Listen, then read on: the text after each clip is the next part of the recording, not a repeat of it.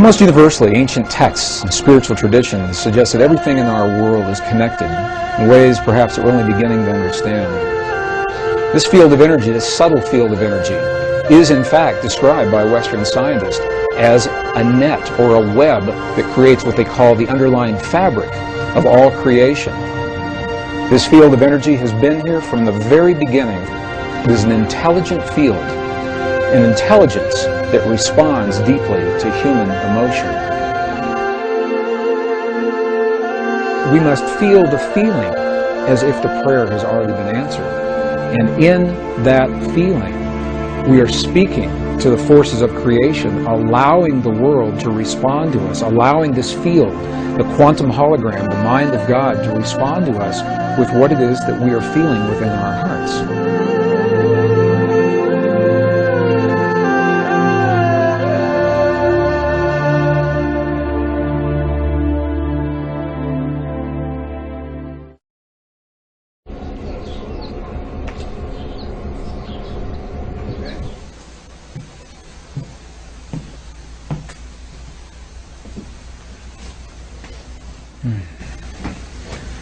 What would it mean if we discovered that each moment of our lives is part of a conversation, an ongoing dialogue with the universe around us?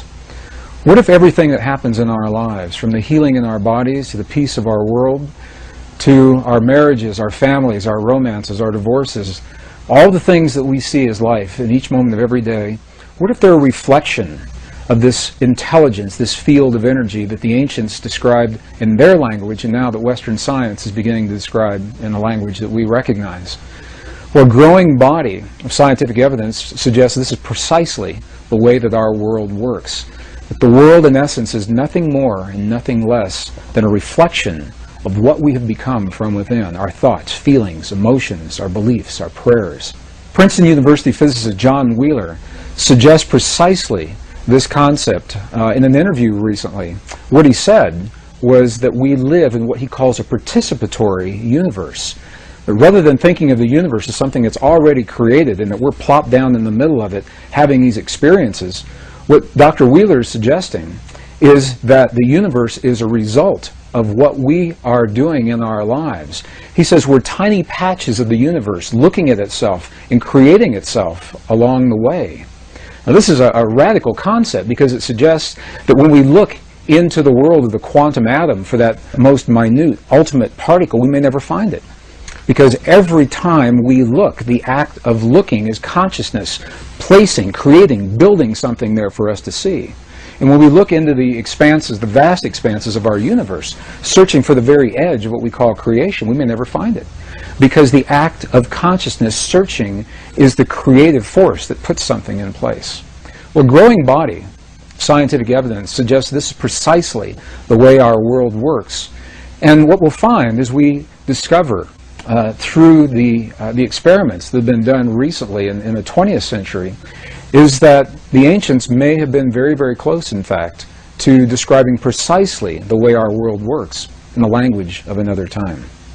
Between 1993 and the year 2000, a series of experiments were conducted in accredited scientific and academic institutions that are now supporting precisely the concepts that the ancients so clearly spelled out in the language of their time.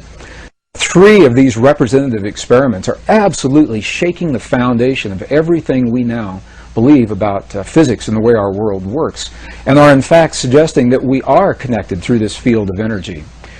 The idea that there may be an all-permeating essence that connects everything is really not so new, even in the world of science. In the late 1800s, there was this tremendous spiritual revolution that was sweeping the earth. And at that time, there was a great debate as to whether or not this field actually exists. And during that time, it was called the ether field. In 1887, a very famous experiment was conducted to demonstrate once and for all, does this field exist or does it not exist? And based on the results of that experiment, Western science, specifically Western physics, has believed that everything that happens in our world is discrete, non-related, isolated. Things that appear to be happening in the same instant in time are simply coincidence. The very famous Michelson-Morley experiment, the equivalent of the experiment, is if you were to go outside of the building where you are right now and moisten your finger and place it in the air above your head. And in that moment, you felt no wind against your finger, and from that concluded that no air exists around you. That's the equivalent of this Michelson-Morley experiment. They believed that if this field actually exists, it must be moving. And when they tested for movement, they found none, and from that concluded that the field doesn't exist. From 1887 until the early 1990s, all of Western science was based on the principle that what happens in one place has absolutely no effect on what happens somewhere else. And now we know that this is absolutely not true. So I'd like to share with you 3 experiments that are absolutely shaking the foundation of Western physics. The first was conducted by a Russian physicist, Vladimir Poponin, in the early 1990s. He came to the United States to finish this series of experiments. And what Poponin did was he wanted to investigate the relationship between human DNA and the stuff our world is made out of, little packets of energy that we call photons, little particles of light, if you want to think of them that way. So the experiment consisted of taking a tube, a glass tube, drawing all the air out of this tube, creating what today we call a vacuum, implying that there's nothing left in this tube. However, we know that there's still something left, these little particles of light. So Poponin measured the particles to see how they were distributed. Did they fly all over the place inside the tube, or were they all accumulated at the bottom, or what happened with them? And the results of this part of the experiment were not surprising, because the little particles of light, the photons, were completely random, and this is what they expected. The next part of the experiment is where this gets really, really interesting, because they placed some human DNA into this tube. And the human DNA, when they remeasured the photons, the human DNA had caused the photons to form an alignment. The DNA was having a direct effect on the stuff our world is made of. Now, this is precisely what ancient spiritual traditions have always said, that something within us has an effect in the world around us. And Poponin's experiment, for the first time in recent times, is actually verifying this under laboratory conditions. And the next piece of the experiment is even more interesting, because what they found was that when the DNA was removed from the tube, we would expect that they would all go back randomly distributed just the way they were before. And this is not what happened. What happened was, even though the DNA was no longer in the tube, the photons remained aligned as if the DNA were still there. And the question is, why? What is it that causes this effect? There's nothing in Western physics that accounts for why those photons should remain in the position that they were in when the DNA that caused them to become aligned is now removed from the tube. This experiment is called the phantom DNA experiment because the effects last whether the DNA is there or not. And what it tells us is, number one, is that DNA is communicating, human DNA is communicating with the stuff our world is made of, the packets of energy that underlie all of matter. It's communicating through a field that has previously been unrecognized. The scientists call it a new field. My sense is it's probably been there all along, and we simply didn't recognize it. So we'll call this a previously unrecognized form of energy. The second experiment is a fascinating experiment. It's a military experiment. And what they did, in essence, was they took some human DNA, some scrapings from the tissue of inside the mouth of a donor or volunteer, and they placed this DNA in a device that could measure its effects in one room of a building, while the donor that the DNA came from is in another room in the same building.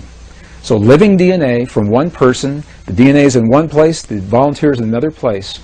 And what they did was they subjected the volunteer to what they called emotional stimulation that would elicit genuine responses of emotion, of joy or sadness or fear or anger or rage, in one part of the building, and they were measuring the DNA to see if the DNA would affect to the donor's emotions. Now, why would it? In Western physics today, there's absolutely nothing that suggests that that DNA is still linked to the donor, on the one hand. And on the other hand, as they conducted these experiments, what they found was just the opposite. What they found was that when the donor was having his emotional peaks and valleys in one room, the DNA was having its emotional peaks and valleys in another room at exactly the same time. And we hear about experiments like this. We think of an energy that's being transmitted from point A to point B. And if the energy comes from one place and has to get somewhere else, you would expect that there would be a lag time, a little bit of time between when the emotion is created and when the DNA is responding. That's not what happened. What happened in these experiments, and this is very, very key to where we're going as we begin talking about the power of prayer. What happened in these experiments is that the effects were simultaneous. They were instantaneous. The instant that the donor was having his emotion, the DNA was already affected as if there were no transition time between the two. Well, these experiments were first conducted within rooms that were separated by distances of maybe 50 feet. Later experiments, however, were conducted where the DNA and the donor were separated by hundreds of miles. I had the opportunity to meet the designer of one of these experiments, Dr. Cleve Baxter, and he shared with me one of the experiments that he had designed where the donor was in Los Angeles, but the DNA was in Phoenix, Arizona, almost 400 miles apart. And the effects were precisely the same. Whether they're in the same building or separated by 400 miles, the effect is instantaneous. This opens the door to all kinds of possibilities as to how that DNA remained linked to the donor. What it says to us, once again, is that we're communicating with DNA through our emotions, and that whether the DNA is within our bodies or we're separated by distances of hundreds of miles, the effect is the same. We call this a non-local energy. It means it's everywhere all the time because the energy doesn't have to travel from point A to point B. So the third experiment was conducted again in the early 1990s by the Institute of Heart and Math, a pioneering research organization based in Northern California that are exploring the human heart is much more than simply as a pump that moves blood through our bodies. And although our hearts do precisely that, it may be the least of what our hearts do. They're discovering that our hearts are the strongest magnetic field in our bodies, and the electromagnetic field that is produced by our hearts has an effect that extends well beyond our bodies.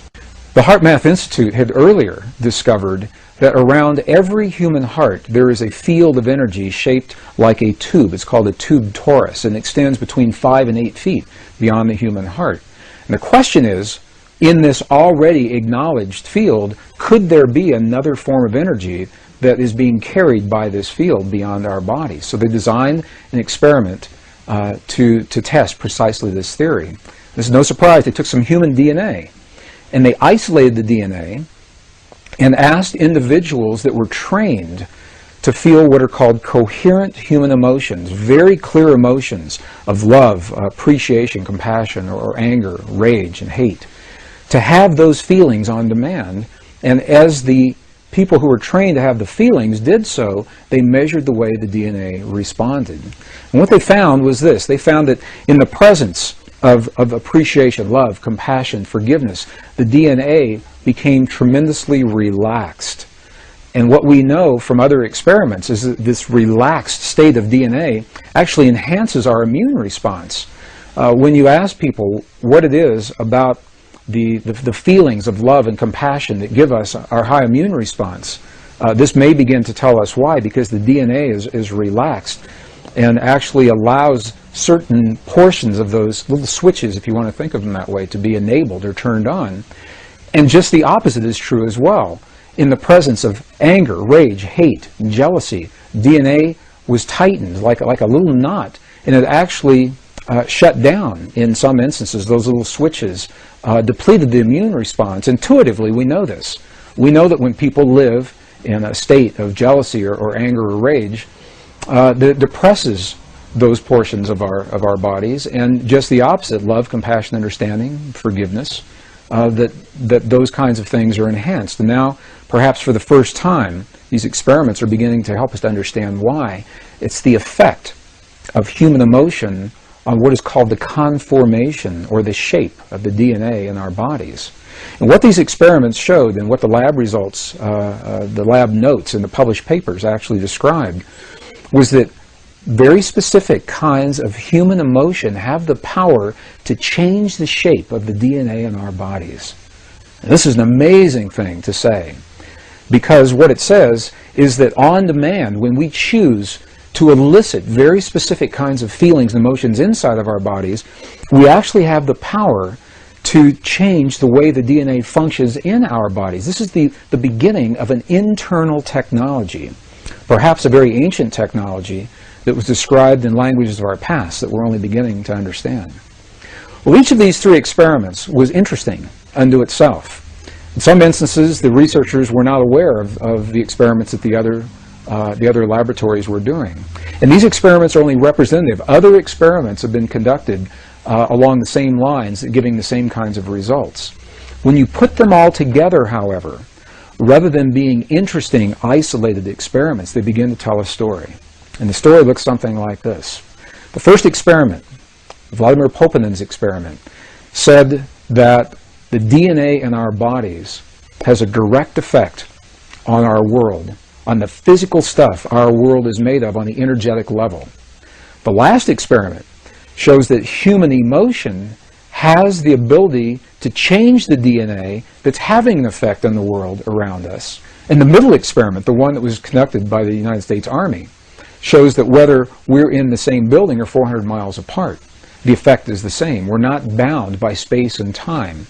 And as a matter of fact, the results of the experiments are saying precisely this, that you and I have a power within our bodies that is not bound by the laws of physics the way we understand them today.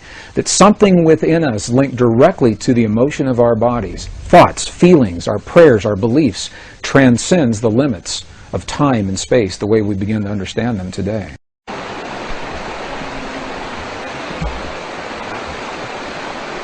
Ancient traditions describe this in the language of their time. Not only do they say that we are connected to the world around us, just the way Western science is now discovering, they invite us one step further, and they say, here's how you apply it in your life. They left us very, very clear instructions saying this is the way you use this power, this inner technology within you to bring about change in your world, to bring about healing in your body, to bring about peace in your families and in your communities. And collectively, as many people come together, these principles work as peace between nations as well. And I'll share with you some of the studies that were done that describe precisely how this begins to work. One of the questions that I'm often asked with regard to this material is if these relationships exist, if they truly exist, why don't we know about them today? Why doesn't Western science understand these principles? Why are we just now discovering them? Well, the answer to that question begins in our understanding that the way we view our world today, our knowledge, is part of a lineage of wisdom that links us with our past. And we know that that link, the link that ties us with those who have come before us, has been broken at least 2 times in recorded history. Twice in recorded history, something happened, an event occurred, and we lost information. And in some instances, it's information pertaining precisely to what we're doing right now. The first one of those breaks was with the burning of the Great Library of Alexandria in the 4th century. While we don't know precisely what was in that library, what we do know is that Roman historians had cataloged volumes and volumes of information. Scrolls is the way that material was written at that time. The Roman historian Callimachos, for example, cataloged over 536,000 scrolls in the Great Library of Alexandria before it was burned, and many of them were very ancient in that time, in the 4th century. And we know that the scrolls contain some of the most ancient documents of the Hebraic, ancient Hebrew traditions, of the Egyptian astronomical traditions and medical traditions, much of the wisdom that had been passed down from thousands of years earlier, describing our relationship to our world, to one another, and perhaps to something even greater. When that library burned, we know we lost tremendous amounts of information then. And the second time was with the edits of the Western biblical texts, the biblical traditions in the 4th century as well, in the year 325 AD. It was during this time in the early Christian traditions when the Emperor Constantine pulled together a council. And at that time there was no biblical text, nice, neat, compiled text the way we see it today. It was a loose assemblage. Many of the texts were redundant. Some of them were poorly written. And very few people were able to access this material. And Constantine, in an effort to make it more accessible to a broad general audience, pulled together a council within the church and said, "Counsel, make me some recommendations. What should we leave in? What should we take out? How should we arrange this material?" And the result of that was what we call today our Western biblical text, biblical tradition. We know that at least 20 books were completely removed, and another 20 to 25 were tremendously edited, and the remaining texts were condensed and rearranged into what we see today as our biblical text. So as good as our Bible is today, the best biblical scholars will openly and freely admit that it is incomplete. And we know this because we're finding these documents in places like the Dead Sea Scrolls Library. This is why they were so controversial. When we found the Dead Sea Scrolls for the first time, we were able to see many of these books in their original form. Some of them hadn't been seen for 1,700 years. And interestingly, many of the books that were edited or taken out completely are precisely the documents that describe our relationship to the universe and the creation around us through the power of human emotion.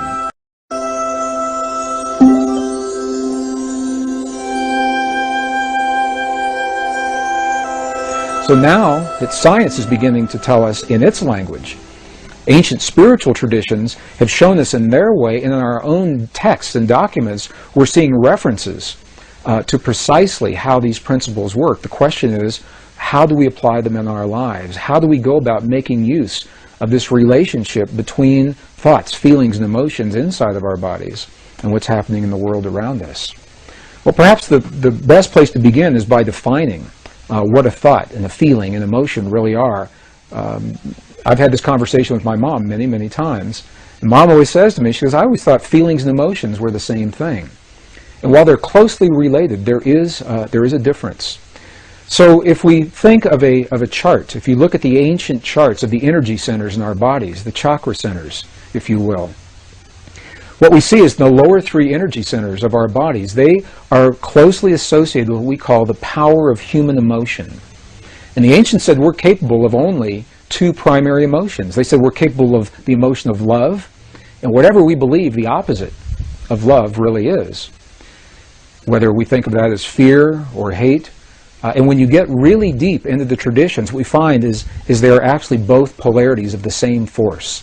So in those lower centers, the power of emotion, we have two primary experiences, love and whatever we believe the opposite of love really is. This is a power, it's a force that drives us forward in life, and it tears down the walls, knocks down the barriers that stand between us and the things that we hold dear in our lives. Emotion, however, is scattered. It has to be focused. You can think of it as a power. If you know people live strictly in their emotions, you know that sometimes their lives can be a little chaotic. Well, the emotions need to be focused, and this is where the power of thought or logic come in, and it's associated with the upper energy centers of the body. Thought is what gives focus or direction to the emotions. In other words, we have a thought about something. We have a thought about a cloudy day outside. And that thought, into that thought, we pump, we fuel the power of the emotion, either our love of that rainy day or our fear of what that rainy day may bring to us. And by doing so, when we marry the power of emotion with the direction of the thought, by virtue of that, we create a feeling. So feeling, by definition, is the union of emotion and the thought. And the one energy center, interestingly enough, that is not accounted for in all the other systems, that remains unused in these ancient systems, is the heart center, and this is the one that is dedicated to the power of feeling. We feel in our hearts. So the feeling that we have in our hearts is the language that speaks to the field that Western science is now beginning to understand through their experiments. It's the power of human feeling that is the language that opens the door to the possibilities of what we create in our world. That opens the door to the possibilities of what we create in our world. Well, scientists today, as they think about this field, it is so new, the idea is so new, that they've yet to agree even on a single term. Some scientists call this the quantum hologram. Some call it nature's mind. Dr. Ed Mitchell, former Apollo astronaut, calls this nature's mind. Scientists like Stephen Hawking call it the mind of God. As varied as the names appear to be, They're all speaking about essentially the same field, and they describe this field as a web or a net that underlies the fabric that links everything together. And it is this fabric, this web, this net, is what we speak to with the feelings in our bodies, with the feelings in our hearts. Ancient traditions not only recognized this relationship, they invite us one step further, and they left precise instructions in terms of how we apply this in our lives. In the late 1980s, I was an engineer working in the defense and aerospace corporations.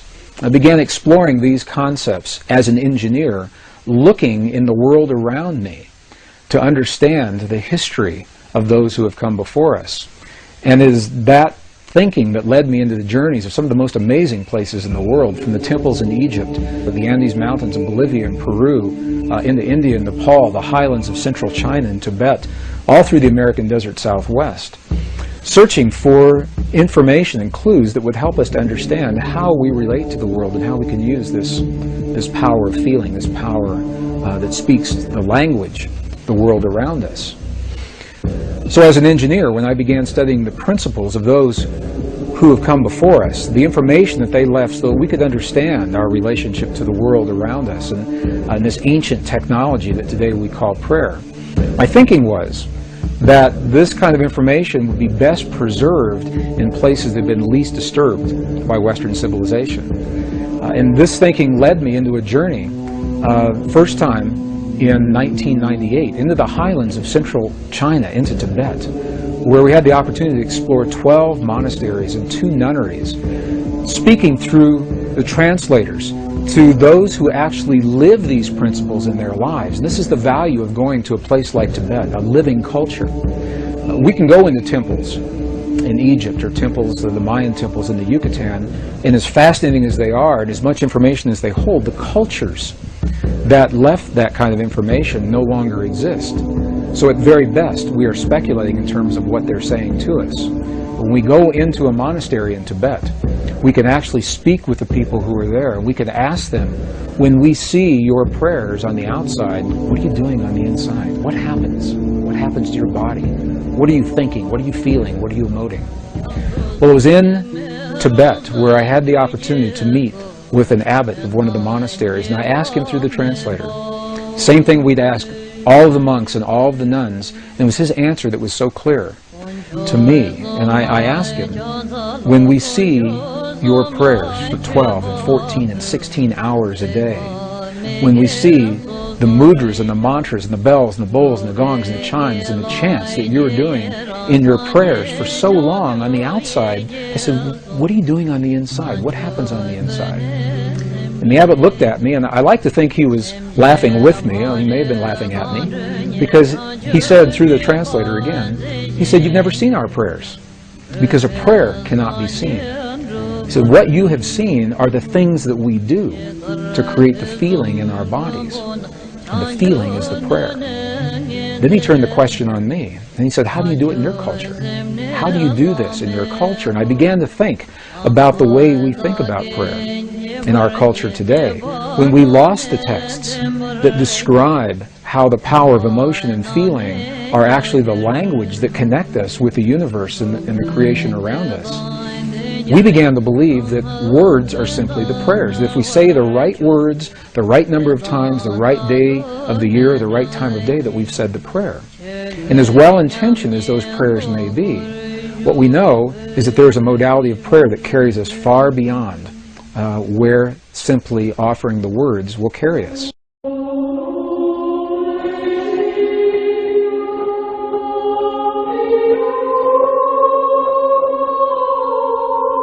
Western prayer researchers today identify 4 modalities of prayer.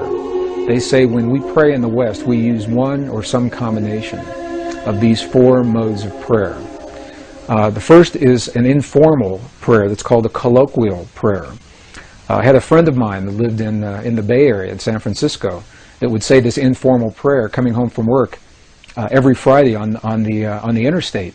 Dear God, if you let me get to the Conoco station before my tank runs out of gas, I'll never let my tank get this low again. And that is an informal prayer to God. The second mode of prayer is what is called a petitionary prayer, where we petition the powers to be, we petition the angels, or we petition God. Amen. Dear God, I claim the right to heal and be healed now in all past, present, future manifestations. That would be a petitionary kind of prayer. The third mode of prayer is a ritualistic prayer. Now I lay me down to sleep. God is great. God is good.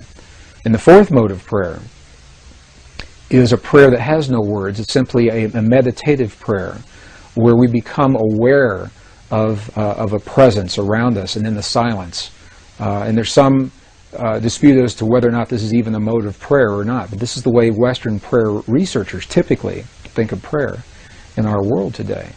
And as good as those modes are, and as well as they describe the way we pray, there's always been another mode, a fifth mode, that is not described in these modalities. And this is precisely what the abbot in Tibet was describing to us. He was describing a mode of prayer that's based in feeling. And he said, we must feel the feeling as if the prayer has already been answered. And in that feeling, we are speaking to the forces of creation, allowing the world to respond to us, allowing this field, the quantum hologram, the mind of God, to respond to us with what it is that we are feeling within our hearts. So, rather than praying and feeling powerless in a given situation, dear God, please let there be peace in the world, this mode of prayer invites us to feel as if we are participating in that peace, just as John Wheeler suggested, that we are part of all that we see. And as we feel the peace in our world or the healing in the bodies of our loved ones, we are actually empowering the field to mirror that back to us in a way that will bring those changes about in our lives and in our world. Well, this is precisely what the abbot was saying to us in the monastery in Tibet. In the early 1990s, I had the opportunity to see this mode of prayer, this feeling-based prayer, enacted in a real-time situation. And I'd like to share the story because it perhaps best describes what otherwise is a nebulous concept regarding precisely how feeling-based prayer works in our lives. During the 1990s, early 1990s, the desert Southwest was experiencing one of the worst droughts in history. And a Native American friend of mine invited me to join him one day in a place in the high deserts of northern New Mexico to share in a prayer of rain. He didn't have to ask me twice. I said, you bet, I'd love to participate and see what this prayer is all about. So we met at an agreed upon location, and we hiked through several 100,000 acres of beautiful high mountain desert sage until we came to a place that was so old. Even the people today don't know who built this place. It was essentially a stone circle, and each stone was placed just as it was by the hands of the ancestors so long ago. And it was in this place that my friend began his prayer. What he did was he removed his shoes, stepped into the circle in his bare feet. He honored all of his ancestors. He simply said, all of my ancestors, all of my ancestors. Honored the four directions. He turned his back to me, held his hand in a prayer position just a few seconds. And then he turned around and looked at me and he said, I'm hungry. Let's go get a bite to eat. And I said, I thought you were going to share this prayer. I thought you were going to pray for rain. And he looked at me and he said, no. He said, because if we prayed for rain, rain could never happen. Because the moment you pray for something to occur, you've just acknowledged that it does not exist in that moment. And I thought about what he said. It made a lot of sense to me. If I say, dear God, please let there be peace in the world, what I'm saying in that moment is that peace isn't there. And I may inadvertently be empowering the very condition that I would like to change. And the same with the healing in my body or the body of my loved ones. So I asked my friend, I said, if you didn't pray for rain just then, what did you just do? What happened when you closed your eyes? And you turned your back to me just for those few moments. And what he said was this. He said, when I closed my eyes, I began to feel the feeling of what it feels like to have rain in our Pueblo village. He said, I smelled the smells of what it smells like when the rain falls off the earthen walls of our buildings. And I felt the feeling of what it feels like with my naked feet in the mud. There's so much mud because there's been so much rain. He said, in that way, I opened the door to the possibility to bring rain into our world. Well, I think about this mode of prayer a lot. Later that afternoon, something amazing happened. I was watching the weather maps, and the drought that had happened for so long suddenly changed. We saw the high-pressure system move across Utah and then dip down from Colorado into northern New Mexico and make a little U-turn and come right back up. We had rain that night, and we had rain all the next day. It rained, and I called my friend. And I asked him, I said, there's so much rain, the valleys are flooding, the roads are flooding. What in the world is going on? And he was quiet just for a moment, and he said, that's the part of the prayer. He said, I never quite figured out. So I have no way of scientifically validating that my friend's prayer had anything to do with that rain. But the correlations are so high. We see it happen so many times, we know there is an effect with that rain. But the correlations are so high. We see it happen so many times, we know there is an effect.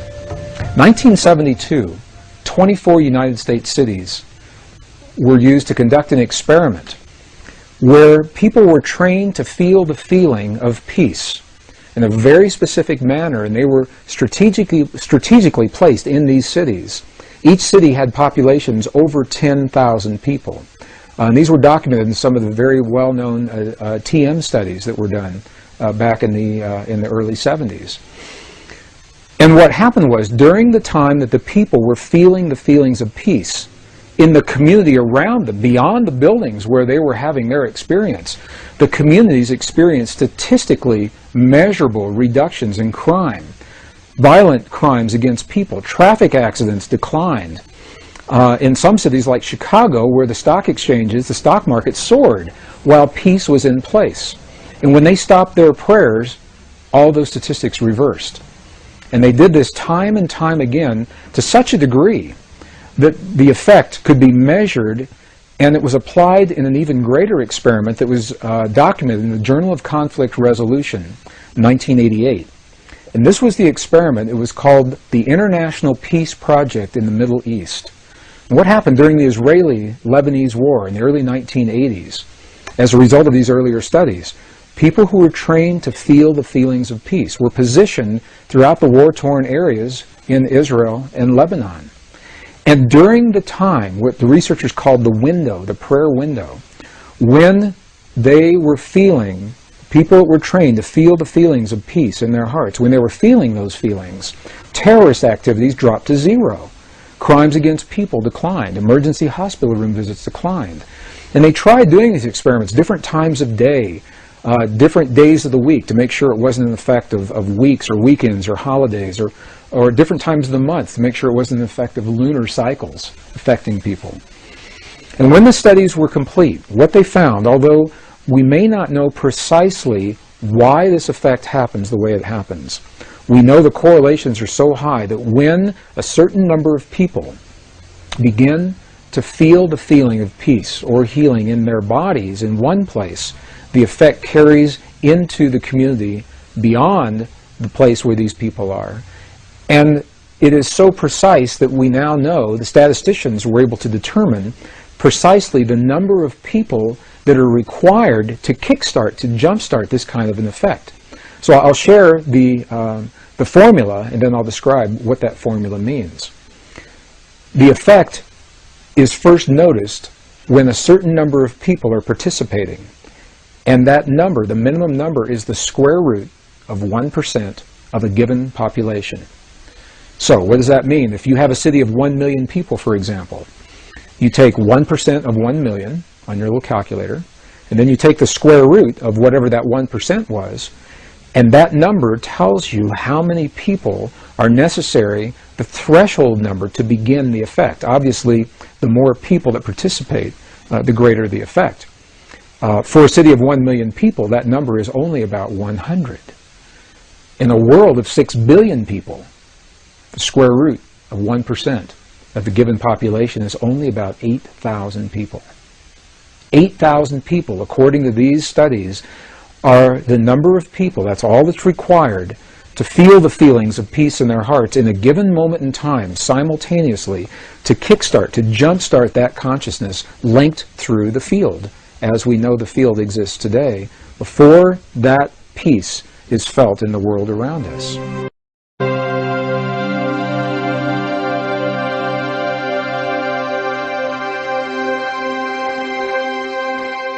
So in the discussion regarding this feeling-based prayer, this lost mode of prayer, sometimes seems a little more than academic until we can actually apply it in our lives or see it applied in our lives. It's in the late 1990s that I had the opportunity to do precisely that, when I saw the footage documenting the healing of a life-threatening condition within the body of a living woman using precisely the kinds of techniques that we're speaking about right now. For me, it was this kind of information that took this lost modality of prayer out of the realm of academics and into something that's very real that we can apply in our lives. I had the opportunity during that time to see some video footage of the healing of a 3-inch diameter bladder cancer inside the body of a woman who, by Western medical standards, had been diagnosed inoperable. She had gone, as a last resort, to a medicineless hospital in Beijing, China. It was in this medicineless hospital where they began simply by addressing the life-affirming ways that she could change how she was living her life. They taught her life-affirming ways to breathe and life-affirming ways to nourish her body, gentle movements to stimulate the energy centers in her body. And as she was doing these and strengthening her body, at one point it made sense to undergo a process. Now I'd like to share this. I'd like to describe it to you as a very potent example of how the feeling world inside of our bodies has a direct effect, in this case a very graphic effect, on the world beyond our bodies. So in the video documentation, the film shows a woman lying on in a hospital room. She's fully awake, she's fully conscious, she believes in the process that's about to happen. Before her, there is an ultrasound technician who is running an ultrasound wand over her lower abdomen that we can see on a split-screen television. And on the left-hand side of the screen, they do a snapshot, a freeze frame of an instant in time for reference, so we can see what her condition looked like in that instant in time. On the right-hand side of the screen, we are able to watch real time as 3 practitioners stand behind her, working with the energy in her body and with the feelings in their bodies. And what they do is they begin to chant a word that to them they've agreed upon, that reinforces the feeling within them that she's already healed. The chant essentially says, already healed, already done. And as they begin to have this feeling and to say these words among themselves, on the computer screen, on the television screen, we can watch in real time this cancerous tumor as it disappears in less than 3 minutes real time. It's not like time-lapse on a documentary where you see a rose unfold in 30 seconds in something that normally takes days. This literally happens in less than 3 minutes. Her body responded to the feelings of the practitioners who were trained to have the kinds of feelings that they were having. And all they were feeling was the feeling of what it feels like to be in the presence of a woman who is already healed, fully enabled, fully capacitated. They were not seeing her as a woman who was sick, and they weren't saying, bad cancer, you've got to go away. It's a very, very different way of thinking about things, and it's a very graphic example of precisely how this principle works. I had the opportunity to speak to the gentleman, Luke Chen, that actually created this film. And I asked him a question. I said, what if those 3 practitioners weren't there? I said, could this woman have done this? Could any of us do this on our own? And he smiled at me when I asked him the question. He said, Greg, in all probability, she probably could have done it alone.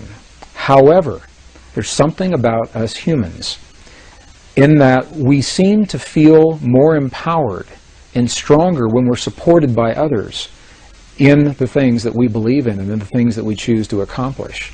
So while she probably could have had this feeling and done it herself, having these 3 practitioners work with her was the threshold that it took for her body to respond. All they were doing was having the feeling as if she were already healed, and in less than 3 minutes her body responded.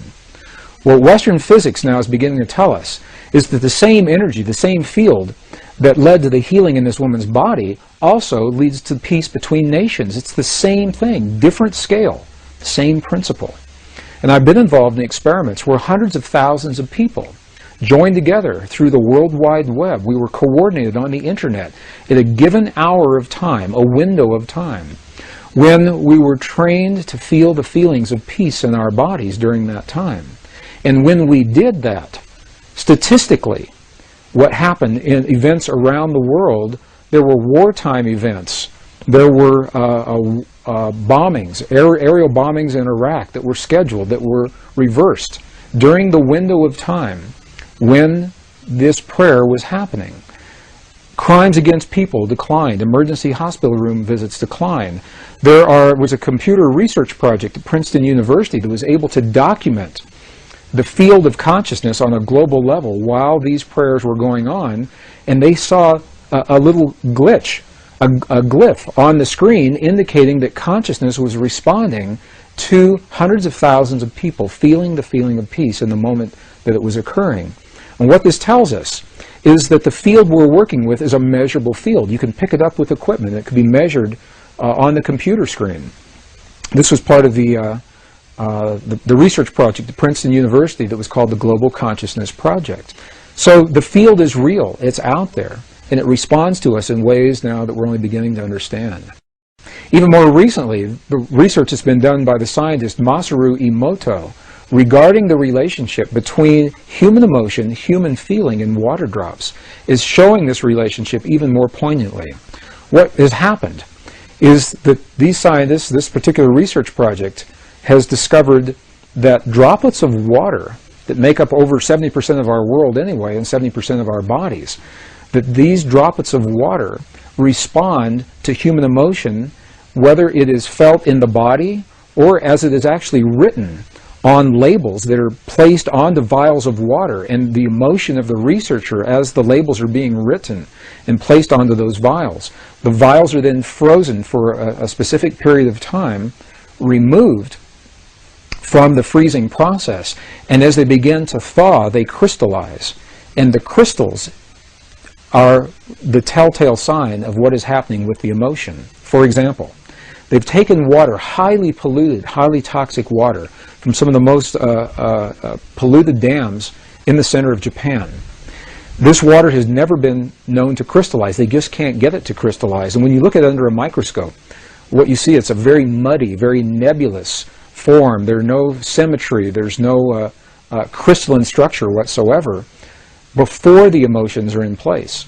After the emotions are there, for example, when 500 people pray over some of this most polluted water, the before image shows the water in its toxic state. The after image of the same water shows this water beautifully formed, beautifully clear, beautifully crystalline, perfectly symmetrical, purely from the result of human emotion interacting and human feeling interacting with this field of water.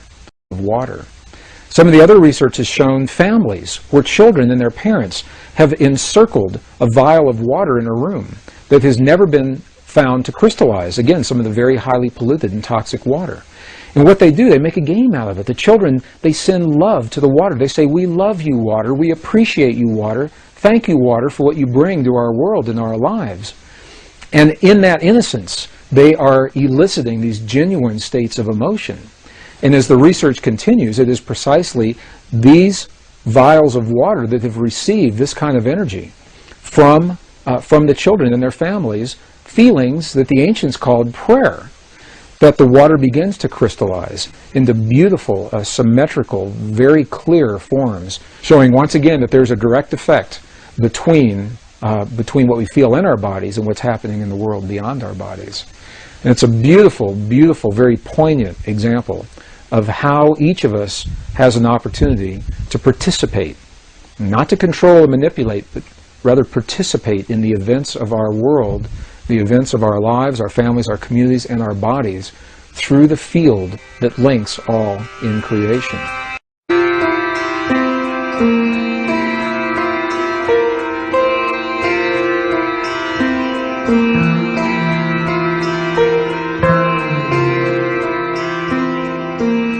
One of the powerful principles most powerful principles regarding the way this field works is the fact that the field appears to be holographic in nature. The definition of a hologram is that it's a pattern.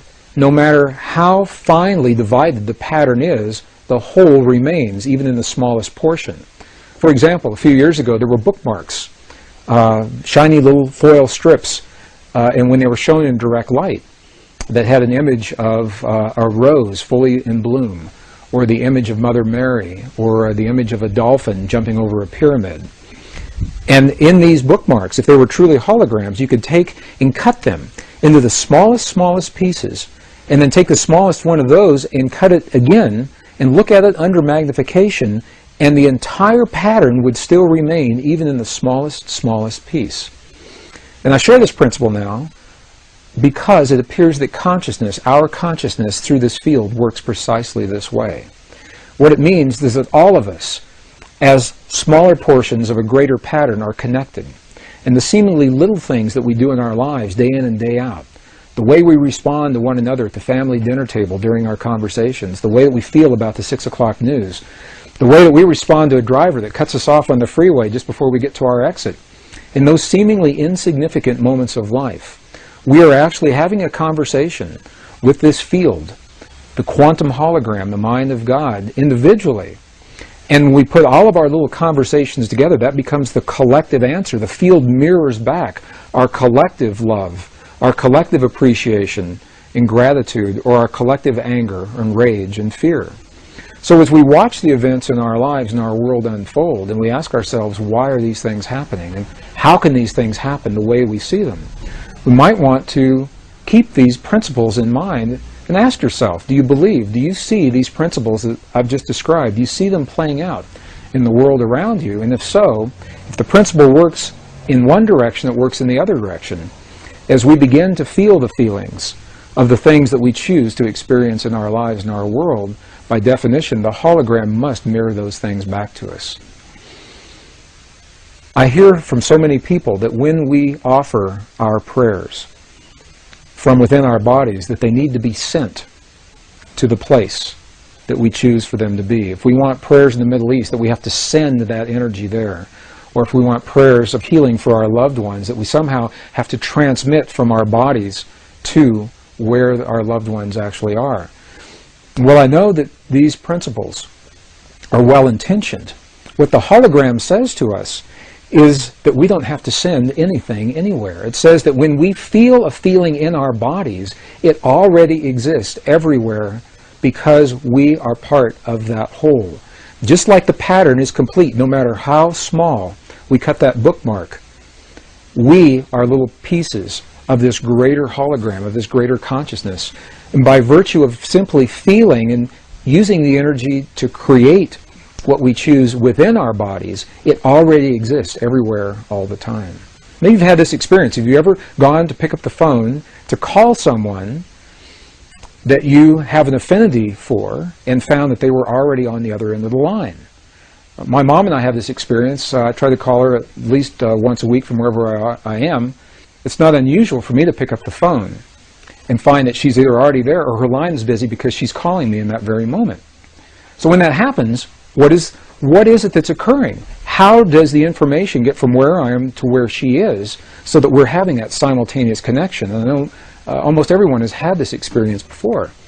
And the quantum hologram, perhaps, the holographic principle, this is the answer to this question. It's because when we feel something in one place, to some degree that feeling is already existing in every other place. And to the degree that we can focus that feeling within our bodies and hone our ability to feel those feelings clearly in our hearts, rather than simply think them in our minds, to that degree we have the opportunity for the kinds of healings that we see in the medicineless hospital, and for the effects that we feel inside of our bodies to be carried beyond our bodies into the world around us. So what does this information say to us today, really, about the way we live our lives and what we see happening in our world? Well, at the very least, what it says is that there's something out there. There's a field, a living intelligence that links, it connects everything in creation, excluding nothing. Whatever we see happening in our world, whatever we have happening in our bodies, we know by virtue of this principle that it's part of everything else. We know that we are linked to the field through what we call thought, feeling, and emotion. And specifically, the feelings in our hearts are the language that speak to the field. It's the language that the field recognizes.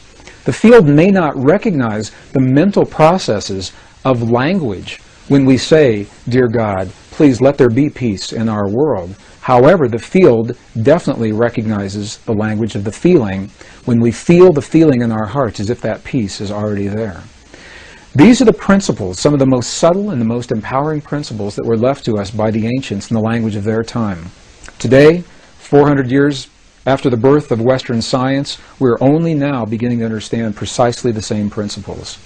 So while we may not fully understand everything there is to know about this field, where it comes from, or why it's there, we do know enough to apply in our lives the principles that we've seen work under laboratory conditions that the ancients left for us as well.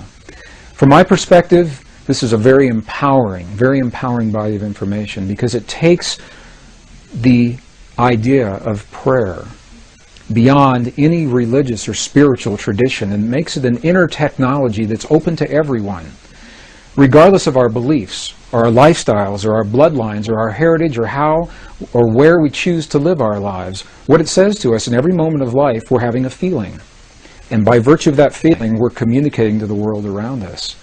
So rather than seeing a prayer as something that we do every once in a while, when we'd like to change our world, and then we stop the prayer and get up and walk away, perhaps we can redefine prayer as the way that we feel in our lives, and because we're always feeling in every moment in life, life becomes the prayer. Life becomes the living prayer. We can always have the feelings of peace in our hearts, whether we're driving down the freeway or studying in our classroom or going to the mall or the airport. To some degree, we can feel that feeling of peace. Life becomes the prayer. And as we look at the world around us and we see a world that so many people is changing so very, very fast, some people feel the world is absolutely out of control, feel powerless to do anything about it. These subtle principles remind us that we're part of all that we see. The world around us is nothing more and nothing less than a reflection of what we have become from within. And in the language of those who have come before us, we're reminded that we must become the very things that we choose to experience in life. We must become the peace and the healing, the cooperation, the compassion, the love, the nurturing that we choose to experience in our lives. We must become those very things so that the field has something to mirror back to us. And in that way, we each are given the guidelines, hopefully, to help us to become better people. And as we become better people in that way, we build a better world.